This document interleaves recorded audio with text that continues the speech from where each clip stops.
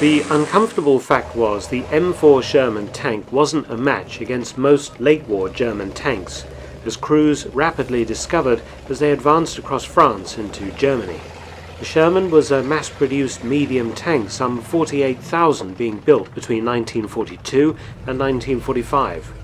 Germans went for quality over quantity, producing the fearsome Tiger I and Panther, as well as the King Tiger and several other vehicles based on the Tiger or Panther chassis to supplement their upgraded and up-armed PZ-KPFW-4 tank.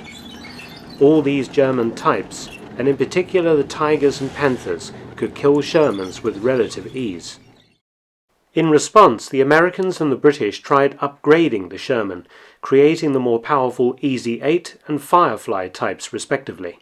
They could cope better with the big German tanks, but their armour was still inadequate.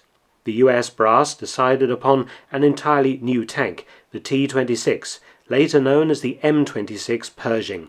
It weighed 46 tons, still smaller than the 57-ton Tiger, and mounted a 90mm gun. There was 100mm of frontal armour, though a rather underperforming Ford engine.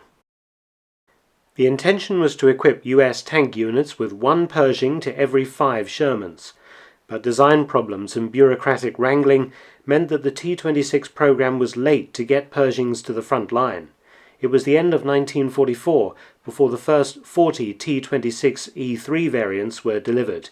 20 arrived at Antwerp in Belgium in January 1945.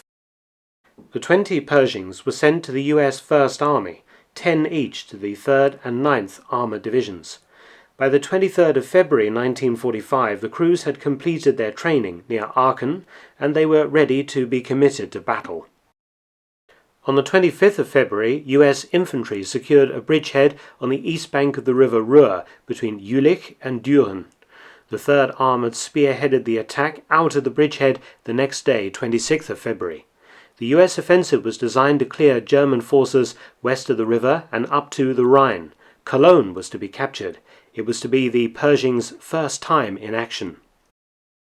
German resistance was not expected to be particularly heavy. Just the remnants of the 9th and 11th Panzer Divisions and the 2nd Panzergrenadier Division protected the huge Humbuck Forest, which US forces would have to traverse in order to get at Cologne. One of the first targets to aim for was an important road junction at the town of Elsdorf.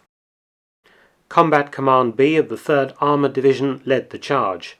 The Combat Command was divided into 2 task forces, with Task Force Wellborn on the left taking Elsdorf. Lieutenant Colonel Wellborn's armour consisted of the 1st Battalion 33rd Armoured Regiment, Sherman tanks, but it had one new Pershing leading the battalion, christened Fireball. The Germans had prepared Elsdorf for defence. Roadblocks covered each of the western roads, with some anti-tank guns. It was raining as the 1st 33rd approached the town. Fireball rolled up to one of the log barricades at dusk. The German infantry, never having seen such a tank before, fled. Fireball ground over the barricade, some Shermans following. But at the same time 3 Tiger Is of Heavy Panzer Battalion 301, attached to the 9th Panzer Division, drove into Elsdorf from the east. 2 of them stopped, but Tiger 201 continued west. Fireball was still manoeuvring over the barricade when the Sherman behind was hit, bursting into flames that illuminated the Pershing perfectly. Aboard Tiger 201, the gun barked 3 times, 3 88mm shells slamming into Fireball. The first was a lucky shot. It went through the turret coaxial machine gun aperture. The second destroyed the tank's muzzle brake at the end of the barrel, and the third glanced off the upper right corner of the turret, leaving a massive gouge. Fireball's crew bailed out of the knocked-out Pershing. But the Tiger's victory was short-lived. Reversing away, Tiger 201 backed into debris, becoming stuck. The Germans, after many attempts to free the tank, abandoned it. The Pershing's first fight with the tank it was designed to counter had ended in a draw. As for Fireball, it was later repaired and returned to action. By noon on the 27th of February, most of Elsdorf was in US hands, But that afternoon the Germans launched a counterattack, spearheaded by 4 Tiger 1s and 2 PZ-KPFW-4s.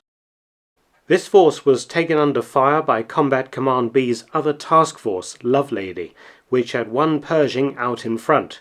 Sergeant Nick Mashlovic was 1,000 yards when he opened up while still moving. 4 90mm shells destroyed a Tiger.